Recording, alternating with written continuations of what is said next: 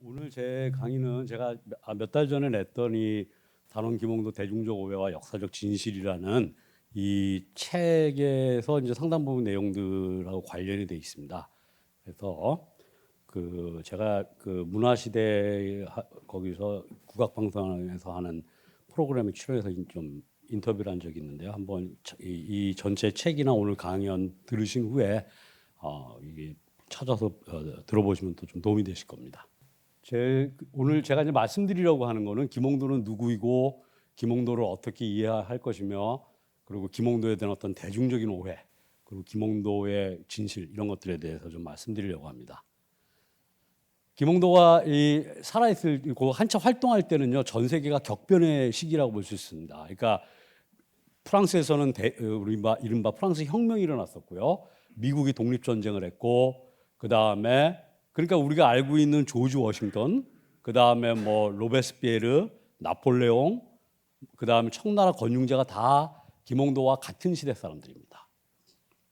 그러니까 서양에는 굉장히 큰 일들은 워싱턴이나 우리가 자크 루이 다비드라고 하는 그 유명한 프랑스 화가들도 다 같은 시대, 김홍도보다 3살 어리거든요. 그러니까 다 비슷한 시기고 이 당시에는 중국은 건국자가 다스리고 있었습니다. 그러니까 제가 이거를 이제 오늘 제 1강 시작하는 하나의 이 김홍도에 대해서 왜 관심을 갖고 김홍도를 어떻게 이해하려고 하는 것들에 대해서 일종의 약간 백그라운드랄까요? 개인적인 그걸 좀 잠깐 말씀드리겠습니다. 그러니까 메트로폴리탄 박물관 같은 이런 세계적인 박물관에 전시를 할 경우에 한국 화가 중 누가 이 대형 전시의 대상이 될까? 이런 제가 아주 오래전에 제가 여기 메트로폴리탄 박물관에 2005년에서 2006년에 펠로우로 있으면서 그런 생각을 좀 해보게 됐습니다. 여기 이 박물관에 이쪽 윗부분이 대형 전시를 하는 공간이고요. 이쪽 안쪽 안으로 들어가면 한 중형 전시 그리고 이제 각 갤러리별로 소형 전시 같은 걸 하는데요. 제가 이 중형 전시급이었었는데 왕휘라고 하는 그 중국의 17세기를 대표하는 화가에 관한 전시를 다른 그 미국분 2분하고 같이 한 적이 있었는데요. 네, 보면은 이제 왕회 이렇게 뭐 앞에 이 뭐 화가야말로 17세기 중국에서 뭐 최고급이었고요. 제가 이 사람에 관해 이 왕회에 관해서 박사 논문을 썼습니다. 그래서 이게 보통 이 그림의 길이가 한 18m 이 정도 될 겁니다. 그러니까 엄청나게 긴 그림이죠. 그러니까 이거는 강희제가 남쪽 여행을 한 남순을 한 거를 그린 강희제 남순도곤이라고 합니다. 강희 남순도곤.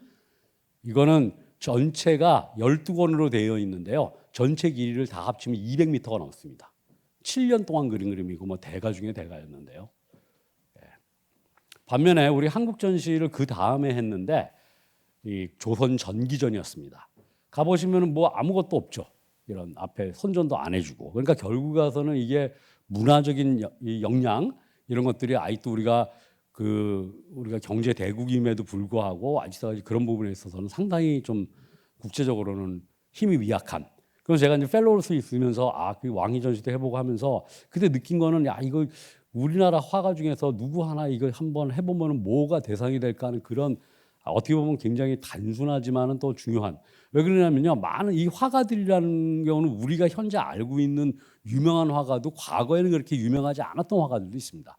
사실은 베르메르라 그러죠, 우리. 이 베르메르 같은 경우만 해도 17세기에 이 네덜란드에서 그렇게 뭐 엄청난 대가급이라고 할 수도 없었습니다. 그냥 여러 풍속 화가 중에 한 명이었는데요.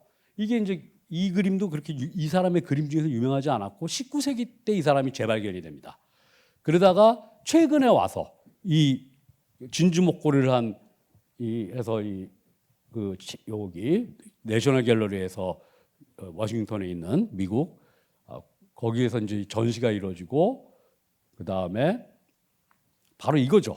이런 소설, 영화 이런 것들 때문에 폭발적으로 이게 이제 매스미디어의 도움으로 이 그림이 가장 베르메르 하면 가장 그 유명한 그림이 돼버렸습니다.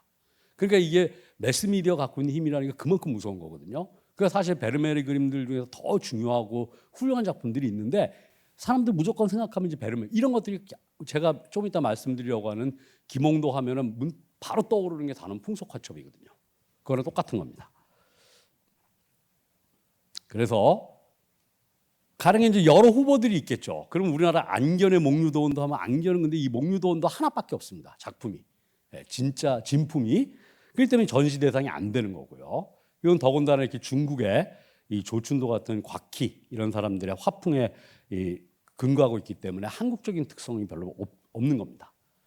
우리나라 뭐 당파는 뭐 여러분들 다 아시겠지만 이제 동인 서인으로 나눴다가 동인에서 이제 남인 북인 뭐 서인에서 소론 노론 갈리고 이제 18세기 이후 노론 독주 사회가 되죠. 그러다 보니까 다들 화가들도 당파별로 나눠지게 됩니다. 먼저 보시면은 우리가 윤두서가 유명한 사람이지만은 화가지만 이 사람은 제야남인이었습니다.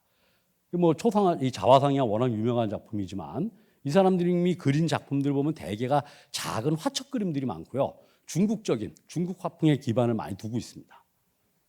이런 뭐 풍속화 계열도 있지만 그러니까 뭐 이 그림 해봤자 윤두석 거 다 가져와봤자 얼마 양이 안 됩니다. 이게 크기가 작아서요. 정선은 노론 화가였습니다.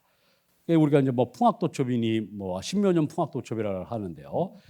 결국에서는 이제 금강산 그림으로 유명했습니다. 대부분 이제 하고 우리가 보통 금강전도랑 이런 게 있지만 소재가 너무 이렇게 좀 단순합니다. 그러니까 금강산 그림 아니면 서울 인근에 있는 이 뭐죠 산수화 이런 게 대부분이고 물론 중국적인 소재를 그림으로 그린 것도 있지만 이게 아주 굉장히 이렇게 반복적인 그림들이 많아요. 그러다 보니까 여기도 정선도 우리를 대표할 수 있을까 하는 좀 의문이 생깁니다.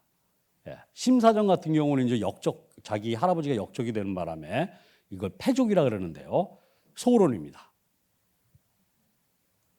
이 사람도 중국적인 스타일의 그림들을 많이 그렸습니다. 중국 특히 화보를 보고 이쪽 보시면 이렇게 중국에 들어온 계자원 화전이라는 화보를 보고 그린 것들이 많아가지고요. 특히 이런 거 보시면은 저희 이제 미술사 하는 사람들이 이렇게 나무를 보면 이게 어디서 왔는지 다 알거든요. 이런 화보에서 왔다는 거를. 강서황 하면은 이 사람은 또 제야 소북, 그러니까 대북파가 북인 중에서도 대북파가 있었고 소북파가 있었는데 그중 소북입니다. 그러니까 이게는 이제 자화상이고 그 다음에 이런 두루마리 그림들 여기 이제 중국 그 화보를 보고 그린 그림 해가지고 강서황의 그림도 대부분은 중국 스타일이에요. 그러니까 화보풍의 그림들이 많고 하다 보니까 이 강서황도 한국을 대표하는 그런 작가로 대형 전시의 대상이 되기 되게 어려운 겁니다. 우리 장승업 하면 뭐 장승업이야 뭐 대단한 화가이긴 거는 사실인데요. 그래서 장승업은 이 단원 김홍도에 대한 라이벌 의식을 갖고 있었습니다. 그래서 장승업의 호가 오원, 나도 원이라는 뜻입니다. 그러니까 나도 김단원만큼, 나도 단원 김홍도만큼 그린다는 뜻이에요. 그래서 기량면에서는 굉장히 뛰어난 화가였지만 그러나 독창성이라는 측면에서는 장승업은 김홍도하고 비교의 대상이 안 되는 거예요. 아울러서 중국 스타일의 그림들을 많이 그렸고요. 우리가 생각하시면은 이제 추사 김정희 이렇게 생각하실 분들도 있어요. 근데 추사 김정희는 서예가로서는 뛰어난 사람이었지만 화가로서는 그렇게 아주 뛰어난 화가라고 보기는 좀 어렵다고 객관적으로 보면 그렇습니다. 최근에 이제 이 손창근 옛날부터 그 할아버지였던 뭐 손재형, 손세기, 손창근이 여전히 손씨 집안에서 갖고 있다가 이거는 2018년에 기증을 했고요. 최근에 이제 세안도까지 다 기증을 해가지고 이제 국립중앙박물관 소장품으로 됐습니다. 이게 이제 많은 분들이 모르셔서 제가 그냥 하나만 알려드려야 되는데요. 이게 선불교와 관련되는 그림입니다. 그래서 선불교와 관련된 그림들은 시작을 이쪽에서 시작해서 이쪽으로 끝나요. 일본에도 가보면 선불교 관련은 이렇게 해서 이쪽으로 읽어야 돼요. 그러니까 거꾸로 원래 식대로 읽으면 의미가 안 통하게 되겠죠, 당연히. 그러니까 이거는 뭐 지금 시간 관계에서 다 말씀 못 드리겠고요. 어쨌든 김정희의 세안도가 제일 유명하죠. 근데 이 세안도는 역관인 이상적 이 책을 엄청나게 많이 사다가 중국의 귀한 책을 사다가 제주도에 유배가 있는 김정희한테 갖다 준 거죠. 그래서 이 그림 자체로만 보면은 그렇게 뭐 이건 이제 여러 사연들 이런 것들이 이제 종합이 돼가지고 이 그림을 높게 평가하고 국보도 되고 했지만 이 그림 자체만으로 보면은 그렇게 뭐 탁월한 그림일까 하는 그런 저는 의문을 좀 갖고 있습니다. 뭐 글씨는 굉장히 특이하죠.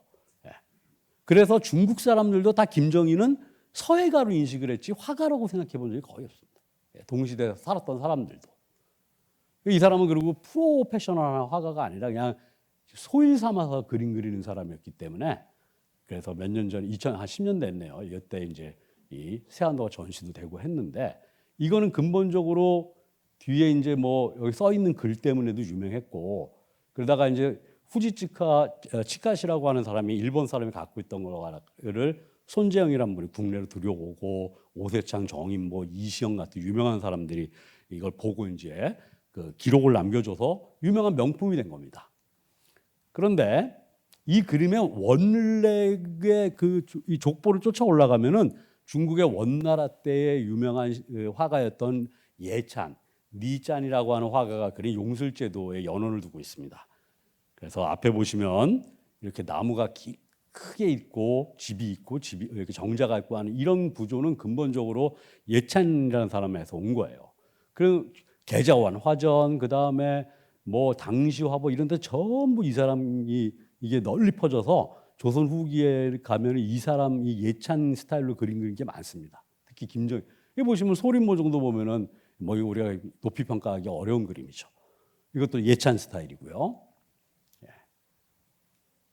여기도 보시면 밑에 쪽이 이제 김정희 그림입니다. 여기도 보시면 좀 아까 보셨던 예찬 스타일 또 계속 반복적이죠. 그러니까 뭐 화가로서는 서예가로서는 높이 평가할 만하지만 화가로서는 이 사람 뭐 전시의 대상이 되거나 뭐 그리기가 어려운. 뭐 이제 추사 김정희를 높게 평가하시는 분들은 뭐 제에게 좀 반론이 있을 수도 있는데요. 저는 뭐 그림만 갖고 평가해 보면 그렇다 이런 겁니다. 이것도 마찬가지로 예찬 스타일 그림입니다. 그러니까 친구인 권돈인 이거 영의정까지 지낸 양반도 김정희도 세안도 그리는데 나도 한번 그려보자 해가지고 예찬 스타일로 그리는 거예요. 그러니까 이거는 아주 그림에 별 능력이 없어도 초보들이 많이 그릴 수 있는. 왜냐하면 구도가 단순하기 때문에 그렇습니다. 그러니까 뭐 그 중인들 제자였던 뭐 전기, 허련 이런 사람 다 예찬 스타일로 그리는 거예요. 일대 그러니까 19세기 중반이 되면 이 예찬을 모델로 한 그림들이 많이 그려집니다. 그래서 결국에 가서는 우리가 김홍도를 대체할 만한 화가가 있을까 하면은 없다는 겁니다. 그래서 보시면은 왜 이제 제가 본격적으로 이 강의를 시작하면서 우리가 이제 오늘 강연을 통해서 이 김홍도가 우리가 생각했던 것보다 훨씬 뛰어난 화가였다. 우리가 그거를 좀 알게 되실 겁니다. 먼저 제 1강은 한국적 풍속화의 대가라는 신화죠. 김홍도가 그리고 아까 제가 베르메르 말씀드렸던 것처럼 진주 목걸이를 한 소녀 이것처럼 우리가 떠오르면 단원 풍속화첩이에요. 압도적으로. 그래서 현재 보물 527호로 지정되어 있는 단원 풍속화첩에 들어있는 서당, 씨름, 대장간과 같은 그림 때문에 김홍도는 한국적인 풍속화의 대가로 널리 알려졌습니다. 그러나 이것은 잘못된 신화이며 김홍도에 대한 대중적 오해, 아직 근원이 됐던 문제 작품이라고 볼 수 있습니다. 먼저 김홍도를 이해하는 세 가지 굉장히 중요한 건데요. 오늘 이 강의의 굉장한 핵심 포인트들입니다. 먼저 김홍도는 비도화서 화원 집안 출신이에요. 그러니까 집안에 도화서와 관련된 사람이 한 사람도 없습니다. 이따 이 도화서 화원 얘기는 또 이따가 또 상세하게 말씀드리겠습니다. 두 번째는 병풍화의 대가였던 겁니다. 풍속화의 대가가 아니라 병풍화의 대가. 그러니까 물론 이거는 매체를 중심으로 한 얘기입니다. 병풍화라고 하는 건 매체고 풍속화라고 하는 건 주제에 관련된 거지만 어쨌든 김홍도는 이게 병풍이라는 매체를 써서 아주 웅장한 스케일의 그림들 이런 걸 많이 그렸던 그런 화가로 보시면 됩니다. 그리고 제가 세 번째 강의에서 말씀드리니까 2번은 이제 제2강 두 번째 강의의 핵심 내용이고요. 제3강의 핵심 내용은 이 사람은 그 당시에 같이 활동했던 중국과 일본의 화가들과 비교해 보아도 단연 독보적인 존재가 아니었나 이런 생각을 하게 됩니다. 도화서 화원은 중인이었습니다. 그러니까 중인들 사이에도 격차가 있어가지고요. 의관, 역관, 그러니까 의사하고 통역관 여기는 정식 과거 시험을 봅니다. 잡과라고 해가지고요. 그래서 서울대 규장과 한국학연구원 같은 데 가면은 잡과 방목이라고 하는 책이 있습니다. 그건 뭐냐면 잡과 합격자 명단입니다. 예. 그러니까 정식 시험이에요. 그렇지만 도화서 화원은 취재, 간단한 실기시험만 보는 겁니다. 정식 시험이 없습니다. 그러니까 요즘 사회적으로 문제가 되고 있는 뭐죠? 아빠 찬스, 엄마 찬스 막 이런 것처럼 이 다 자기 아버지가 도화서 화원이고 삼촌 도화서 화원, 외삼촌 도화서 화원 다 자기 집안들끼리 처가 외가 할 것 없이 전부 이렇게 이 일종의 그 그룹으로 이게 도화서 화원의 자리를 차지하고 있기 때문에 김홍도처럼 비도화서 화원 집안 출신의 사람이 도화서에 들어간다는 걸 굉장히 어려운 일입니다, 사실은. 나중에 이제 조선시대 때 이제 중인하고 서월들은 한 6품 정도 관직을 했고 이제 근대 사회가 들어서면서 많이 바뀌게 됩니다. 자, 그러면 김홍도는 누구냐? 1745년에 중인 집안에서 태어났고요. 본관은 김해고 경기도 안산에서 출생한 것으로 추정되기도 하지만 확실하지는 않습니다. 자는 산흥이고 호는 단원, 단구, 서호, 고면거사, 취화사, 단홍, 단로, 첩치용, 농한, 농사홍 여러 가지가 있습니다. 그 중에 이제 젊은 시절에 많이 썼던 그게 자인 산흥이라고 되어 있습니다. 그리고 이제 단원을 많이 쓴 거죠. 제가 이제 이거가 이제 재밌는 건데요. 이 자가 왜냐하면 이게 선비 그러니까 우리로 말하면 이게 문인 사자를 쓰고 있고 능자는 능하다 할 때 능이라고 하는 건 중인하고 연결될 수 있는 겁니다. 왜냐하면 어느 것에 기술적으로 뛰어난 이런 뜻이니까요. 근데 앞에다가 사대부 사자를 붙인 겁니다. 그래서 이 호만 가지고 따지자면 학식이 높은 중인, 굉장히 교양과 학식이 갖춘 중인 이렇게 보실 수 있는 여지가 있다는 겁니다. 이 자에 그런 뜻이 내포될 수 있다는 겁니다. 집안 내력이 상세하지 않은데요. 김홍도는 영주 21년에 태어났고, 근데 5대조인 김등남은 삼품 절충장군, 4대조인 고조부는 변방지휘관 활동했는데 종삼품이었던 첨절제사, 그리고 증조부는 김진창은 만호 해서 고위 일등의 군인 집안이에요. 근데 이쪽에 있는 경우들이 다 이게 우리가 생각하는 종사품, 정삼품은 굉장히 높을 것 같지만 조선시대의 무관벼슬이라는 거는 쉽게 말하면 별 의미가 없습니다. 그러니까 품계에 있어서 별로 의미가 없고요. 가령 한 예를 들면은 조선 초기에 활동했던 유명한 화가인 안견도 종사품의 호군이라고 하는 직책을 받습니다. 그러니까 일종의 명예직이에요. 물론 이 사람들이 나중에 무관이었던 건 틀림없지만 아마 이 최종 직급으로 이렇게 받은 가능성이 있어서 원래 이 사람들이 활동할 때의 직급은 이거보다 낮지 않았을까 그렇게 생각이 듭니다. 왜냐하면 겸재정선 같은 경우도 맨 마지막에는 종이품인 동지중추부사를 받거든요. 그게 명예직입니다. 원래 이 사람은 계속해서 고을 현관 같은 거 했을 때 한 6품 정도, 종 6품 이게 본래 자기 직책이에요. 그러니까 몇 단계씩 위로 이렇게 올려주거든요. 그러니까 근데 한 가지 이게 이제 이해하기가 좀 어려운 건데 증조부인 김진창 때 무슨 년인지 모르지만 거대한 부를 축적해서 굉장히 큰 부자였다고 하는 겁니다. 그리고 본처 외에 천민 출신 부인이 있었다는 거예요. 그러니까 노비는 결국에 가서 노비인 부인을 양인으로 만들려고 그 본래의 그 천민 부인의 주인에게 말하자면은 신분 전환 비용, 속량비 이를 내느라 고생했다 이런 얘기도 있는데 이게 이제 믿을 만한 건지 그냥 와전돼서 나오는 건지 이거의 실체는 정확히는 잘 모릅니다. 그러니까 김홍도가 간단히 말씀드리면 어디서 태어났고 어디서 자랐고 정확하게 이 집안이 뭐 했는지 모르지만 한 가지 분명한 거는 중인이었는지 아니면 양반 무관이었다가 이 천민 부인 때문에 그렇게 되면 서얼이 되는 거죠. 서울에서 다시 중인으로 내려온 집안인지 조금 이게 복잡하게 얽혀 있어서 정확한 우리가 이거는 잘 모릅니다. 어쨌든 간에 간단하게 말씀드리면은 김홍도 대에 와서는 중인이었다는 겁니다. 그래서 할아버지인 김수성, 아버지인 김성문은 벼슬하지 않았습니다. 그래서 아마도 이 점은 조부인 김수성의 어머니가 아까 말씀드렸던 증조부의 천민 부인이 아니었을까. 그래서 서울로 내려오고 서울에서 다시 중인으로 내려온 케이스. 이것도 이제 여러 기록들이 종합해 보면 이럴 가능성이 있긴 한데 우리가 정확하게 이렇다 하고 이렇게 단정 지을 수는 없습니다. 어쨌든 한 가지 확실하게 말씀드릴 수 있는 거는 김홍도 때에 와서 명확하게 중인이었습니다. 결국에서는 김홍도 하면 우리가 이 사람이 어디서 태어났고 어떻게 자라고에 상관없이 김홍도 하면은 모든 국민들이 바로 이 단원 풍속화첩 또는 풍속도첩, 속화첩 이런 걸 떠올리게 됩니다.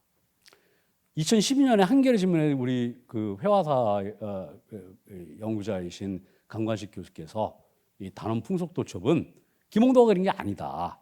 이 작품을 보면은 팔다리도 혼동돼 있고 그 다음에 김홍도보다 조금 더 한 10살 정도 어린 그 후배 화가였던 김득신 이니 그 사람의 화풍도 섞여 있고 그리고 이렇게 보면은 그림에 이렇게 테두리 선이 있습니다. 사각형에. 그래서 강강 교수의 결론은 뭐냐면은 이거는 이 도화서 화원들을 어린 화원들을 교육시키기 위한 교본, 우리를 말하는 교과서를 만들기 위해서 밑그림을 그리고 그걸 판각을 해가지고 판화를 찍으려고 하는 그 판화집의 밑그림으로 이 그림이 제작됐다는 겁니다.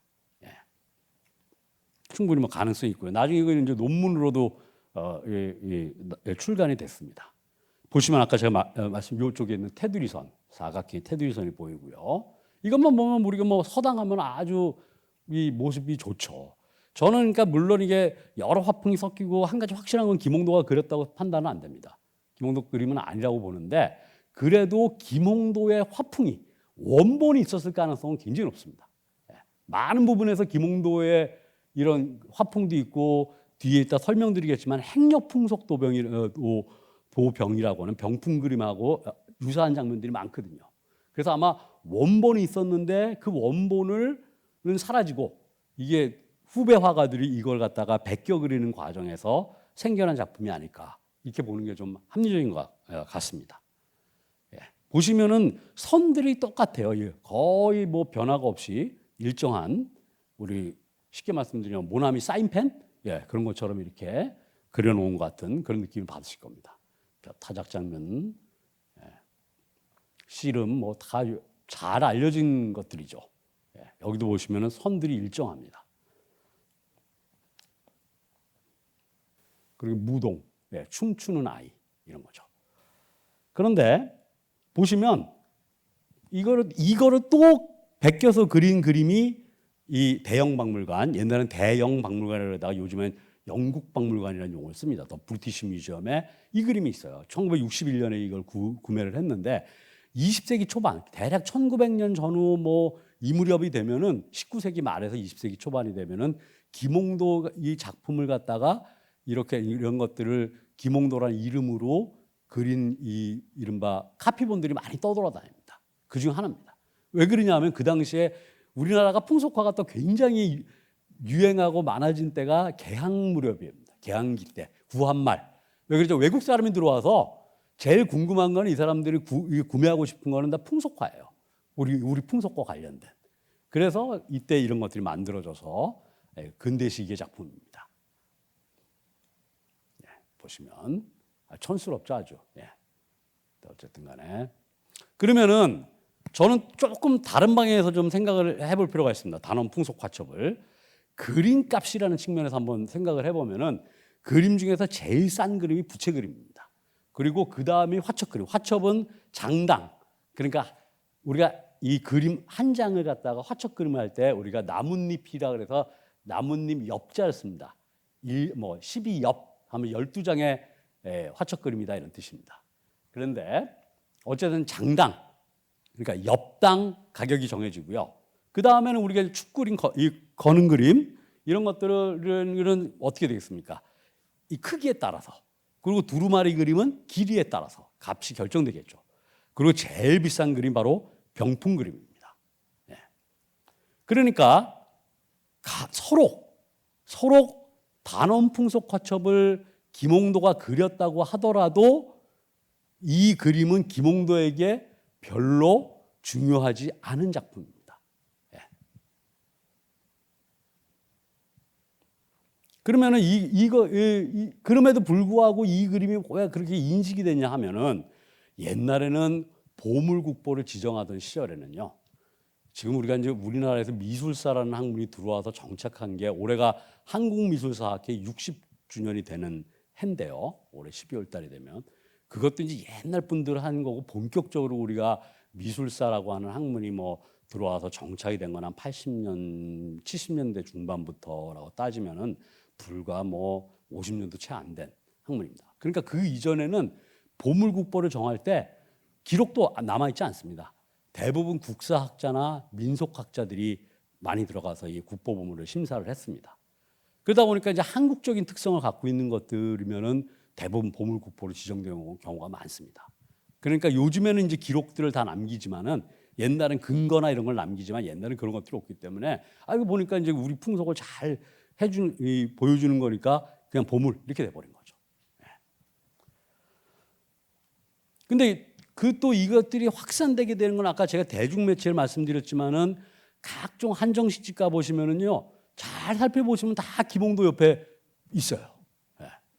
그리고 뭐 관광호텔, 그 다음에 뭐 또 농수산물 축제, 그 다음에 우리 보면 민속주점 이런 데 가보면 다 김홍도 이 풍속화가 화첩에서 나온 그림들로 다 장식되어 있는 경우가 굉장히 많습니다.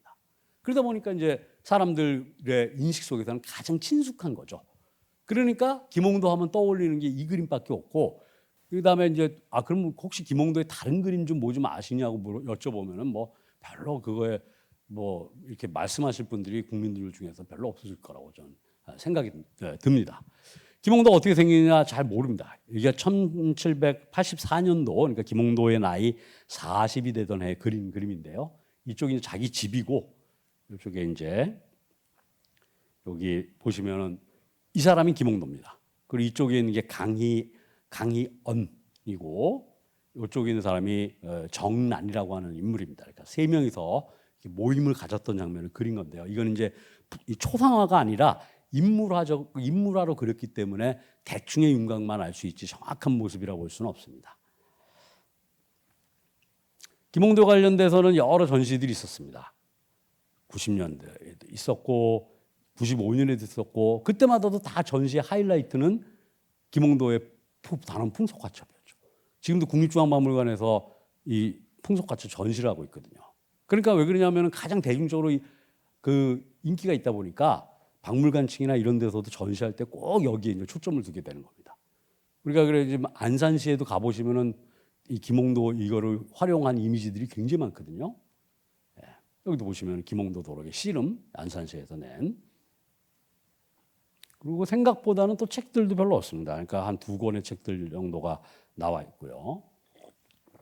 고 오주석 선생이 냈던 단원 김홍도 책 그리고 이제 진준현 선생이 낸 김홍도 연구가 99년이니까 한 20년도 넘었습니다. 그리고 이제 유홍준 전 문화청장이 역사비평서에서 낸 화인열전 2편에 김홍도 관련 글이 실려 있습니다. 그 정도 이외에는 우리가 이 일반 서점이나 이런 데서 이 김홍도에 관련된 것들을 보기가 어렵습니다. 어쨌든 강서왕의 이 자화상 글이나 아까 보여드렸는데요.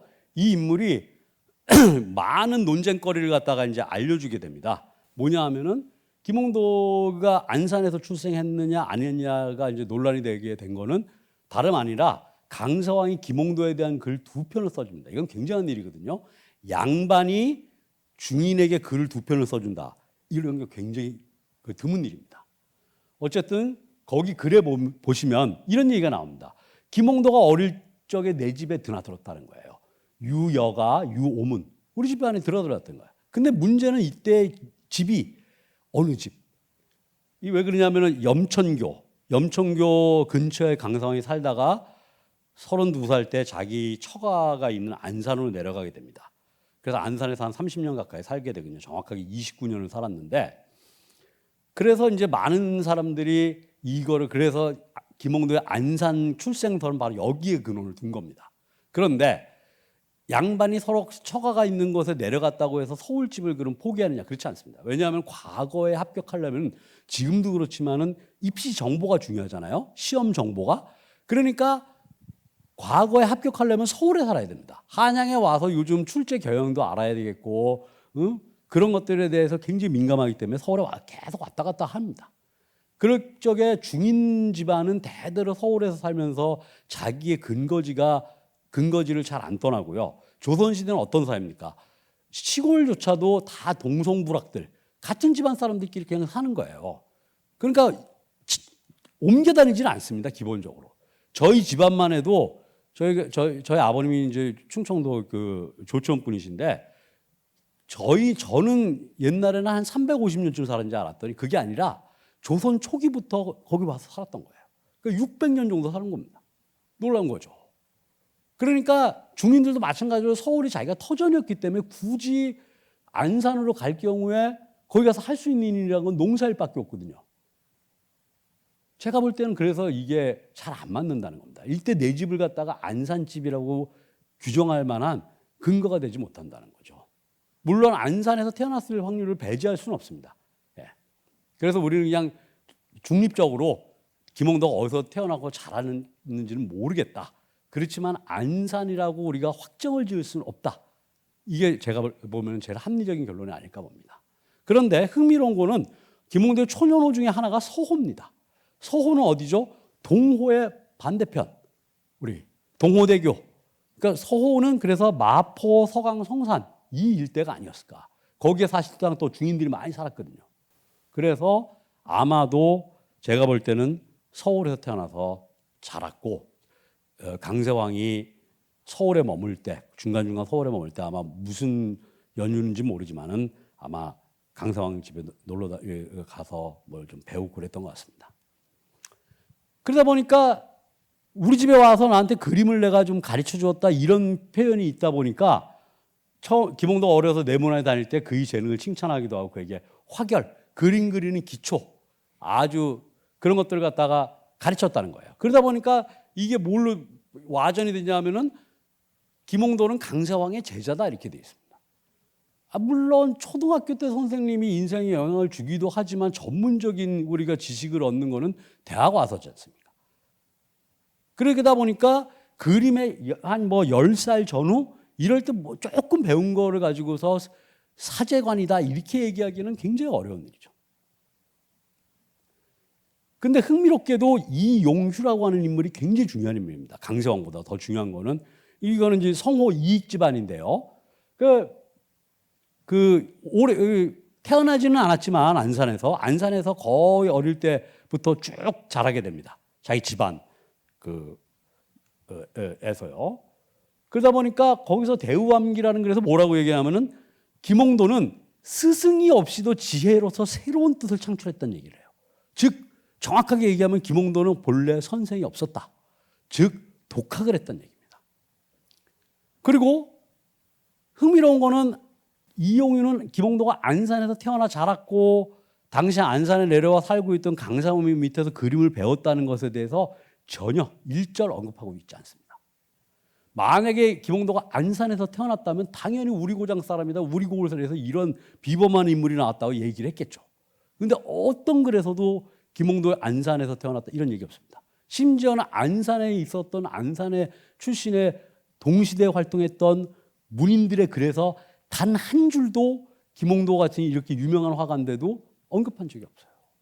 그래서 여전히 안산설이 우리가 뭐 절대적으로 부정할 수는 없지만 그렇다고 우리가 확정해서 얘기할 수는 없다고 저는 봅니다. 어쨌든 간에 중요한 건 뭐냐면은 강세왕은 하여튼 무슨 얘기냐면은 천부적인 소질을 갖고 있었다는 겁니다. 예. 즉 타고난 천재성. 결국 김홍도는 천재였다는 얘기입니다. 천재 소년이었어요. 그래서 강세에 뭐라 그러냐면은 과거와 미래 그 누구도 김홍도와 견저 맞설 사람이 없다. 거의 없다. 조선왕조 400년 이래 새로운 경지를 열었다고 해서 극찬을 해주게 됩니다. 그거의 근거는 뭐냐면은 천재, 천부지의, 천재라는 얘기예요. 홍신유 이 사람은 마찬가지입니다. 김홍도, 김사능은 나이가 30이 채 못 돼요. 이미 화명으로 세상을 떨쳤으니 대개 천재성이 높았던 때문이다 이겁니다. 김홍도가 그러니까 이해하기 위해서는 이제 김홍도가 그러니까 결론적으로는 어디서 태어나서 어떻게 자라고 누구 밑에서 그림 공부를 했는지 모르지만 앞에 이런 기록들을 종합해서 보건대 10대에 스스로 어릴 때부터 그림에 타고난 재능이 있어서 독학으로 공부해가지고 대략 17, 18세 때, 한 18세 전후 무렵에 도화서로 들어갔던 걸로 판단이 됩니다. 우리가 김홍도의 삶을 이해하는데 굉장히 중요한 거는 화원, 비도화서 집안 출신으로 도화서 화원이 됐다는 거고요. 몇 년 전, 한 10년 됐습니다. 이게 조선 화원대전 삼성에서 도화서 화원이 전시를 했는데요. 우리가 이걸 화원에 대해서 잘 모릅니다. 많은 분들이. 조선 초기에는 20명을 뽑았고 조선 후기에는 30명을 뽑았는데요. 그 조선 후기에 그 마지막에 도와서 그 자리가 어디냐면 지금 그 조계사, 옛날 우리 갑신정변이 일어났던 우정총국, 거기 우체국 하나 있죠. 그 바로 앞에 자리가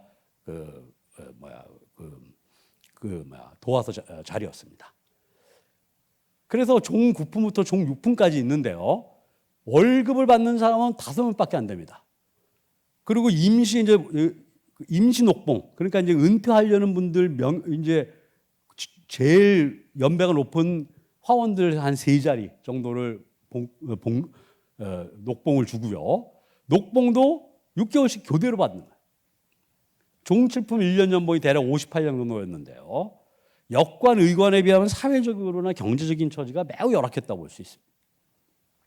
조선은 그냥 30명은 늘었고, 그렇지만 정식으로 녹봉을 받는 사람은 10명밖에 안 됩니다. 그러니까 정조가 이래가지고 안 되겠다 해서 규장각에 자비대령 화원이라고 하는 특별 화원제도, 규장각에 소속을 시키는 그 10명의 특별 화원을 30명 중에서 뽑게 됩니다. 여기에 이제 벼슬 자리를 마련해주고 이제 해서 이 문제를 해결해 보려고 그러지만 크게 변동이 안 됩니다.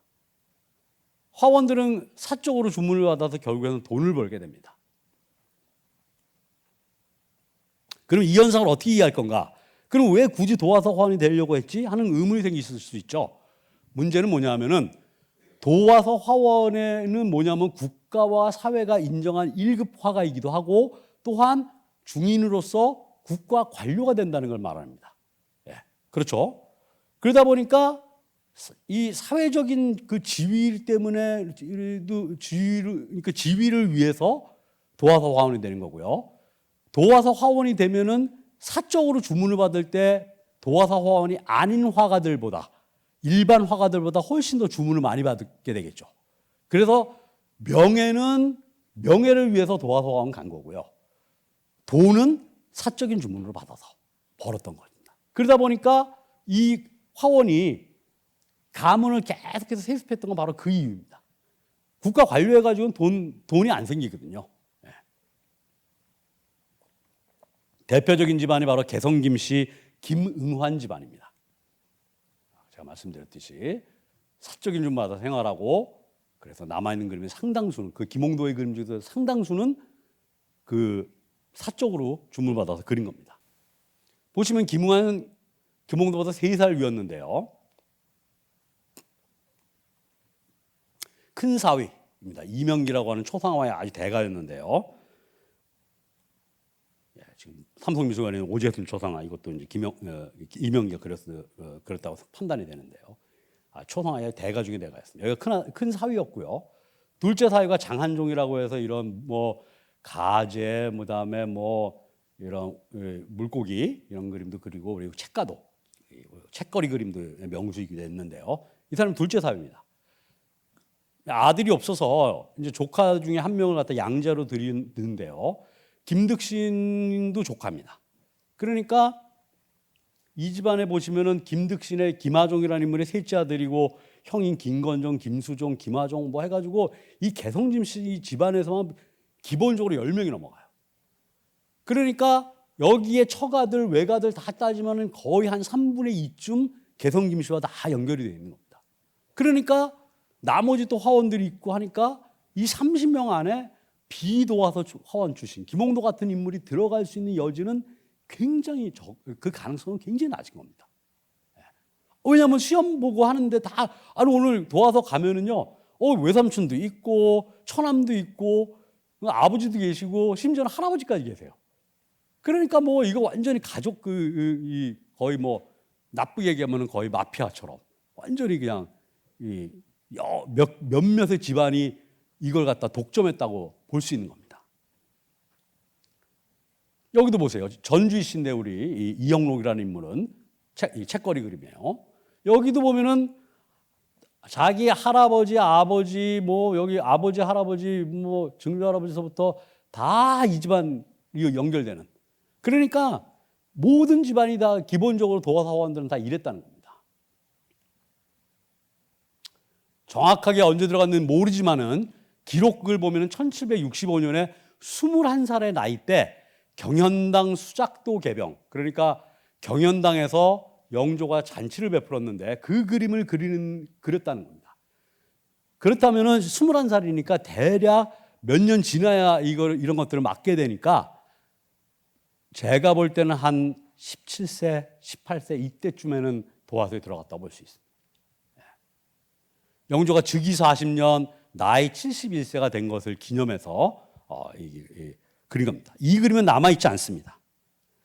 그런데 다른 사람이 그린 유사한 주제를 그린 그림, 그러니까 그 행사가 있고 그 다음에 그린 그림이 남아있어서 아마도 대략 김홍도의 그림도 이거와 유사했을 거라고 보여집니다. 한 가지 우리나라 그림의 대개 궁중 그림의 특이한 점은 뭐냐면은 왕을 그리지 않습니다. 중국은 다 왕이 들어가요. 황제가 들어갑니다. 얼굴이. 근데 우리나라에서는 왕이 없는데, 그림에는 없는데 왕이 있는 거죠. 뭐냐면 그 상징이 바로 1월 오봉병입니다. 1월 오봉병이 있고 보통 빈자리로 남겨두죠. 1월 오봉병이 쳐 있다 하면 이거는 왕이 그려져 있지는 않지만 왕께서 계신다 이런 뜻입니다.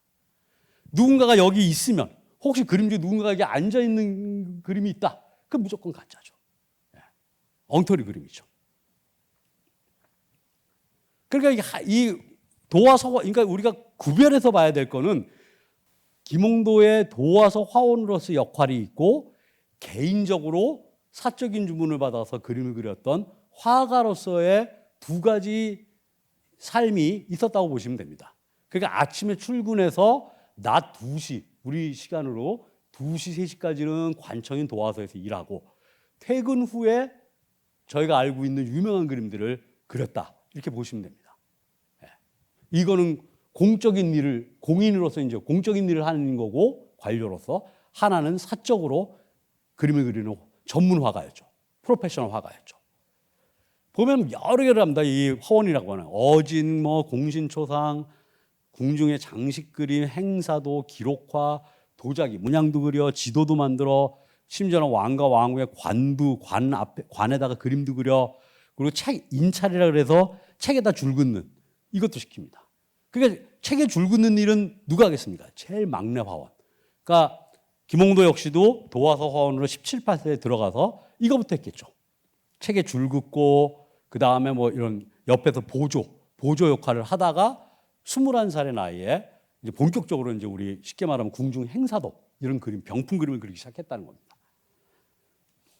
이런 오봉별이고요. 그 얼마나 이게 아까 제가 말씀드렸듯이 도화서 화원의 경제적 처지라는 게 조선시대에 너무 이 월급이 적어가지고요. 아까 5명 받는다 그랬습니다. 돌아가면서 해봤자 그러니까 10명 받는 건데요. 나머지 그럼 도화서 화원들은 뭐 받느냐? 점심값만 받고 일하는 거예요. 그러니까 밥은 먹여주니까 가가지고 그냥 점심만 얻어 먹고 이런 그림들을 그렸다는 거예요. 대단한 거죠. 이 그림의 이면에 그런 약간의 좀 서글픈 역사가 있는 겁니다. 여기도 보시면 정조의 아들이었는데 이제 어린 나이에 5살에 이제 사망을 해가지고요. 나중에 이제 순조가 태어나서 순조가 왕을 이제 여기도 마찬가지입니다. 보시면 왕세자 이제 책봉하는 장면인데 이 뒤쪽에 왕이 1호 오봉병이 있고 원래 정조가 납신 거죠 여기. 근데 그림에는 안 그려집니다. 제일 중요한 거는 도화서 화원에서 제일 중요한 역할은 왕의 초상화를 그리는 겁니다. 30명 중에서도 초상화 제작에 참여하는 사람들은 몇 명 안 됩니다. 그 초상화를 그리면은 최고 영광인 거죠. 그리고 그거에 대한 말하자면 이제 대가로 지방 고을의 원림을 갑니다. 원림을 가고 아니면은 역장, 우리는 말하면 이제 찰방이라 그래서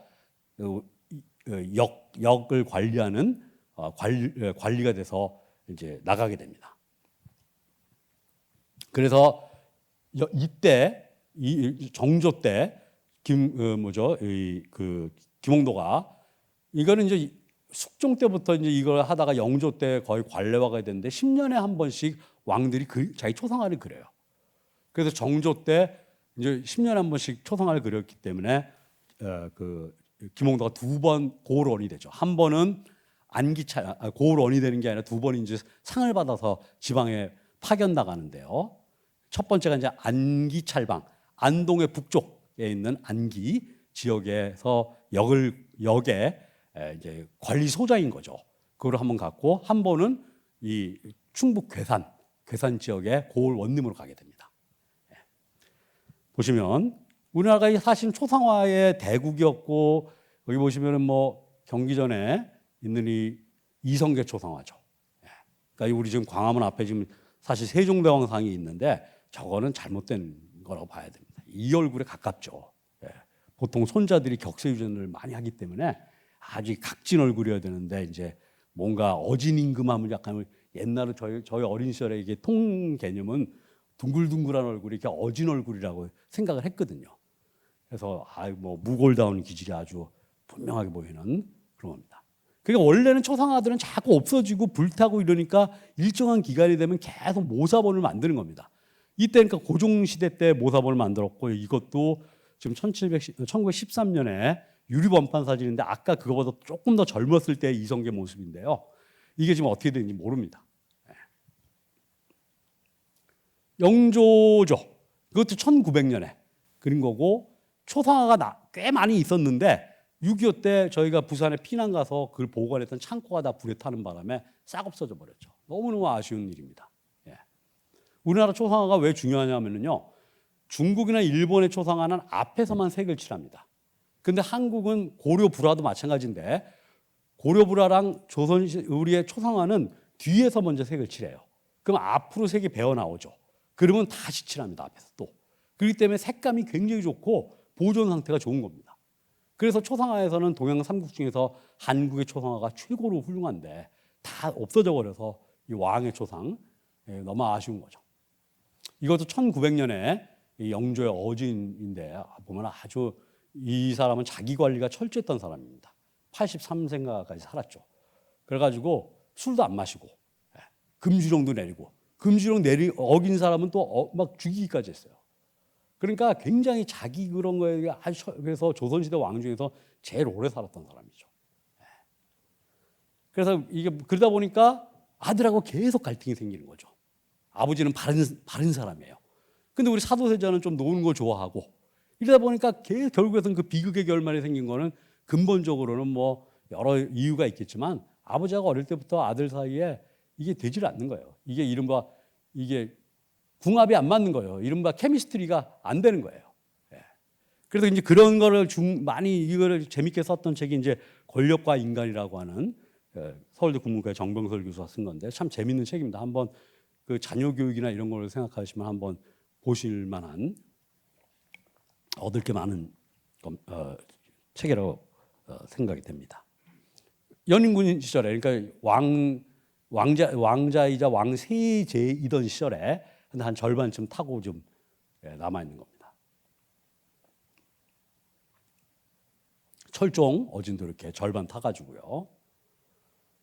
보시면 그래서 1772년에 영의정 중수의계, 그러니까 영의정이라고 하는 건물을 다시 고친 거를 갖다 의궤를 만드는데 누구한테 시키냐면은 김홍도 외 15인.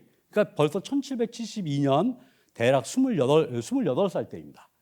28살 때 그린 이미 이때 의궤를 갖다가 그리는 작업에 나머지 15명의 화원을 총 관리하는 그 정도 위상까지 올라간 겁니다. 아까 그러니까 홍신유가 얘기한 이미 나이가 30이 되기 이전에 28세 때 벌써 이 도화선에서 엄청나게 두각을 나타내기 시작했다는 겁니다. 그리고 73년에 바로 이게 29세 때 영조의 어진과 왕세손 후일 정조가 되는 왕세손의 초상을 그리면서 도화선에서 급격하게 부상하게 되는 거예요. 이때 이걸 갖다가 초상 얼굴을 그리는 사람을 갖다 우리가 주관화사라 그러는데요.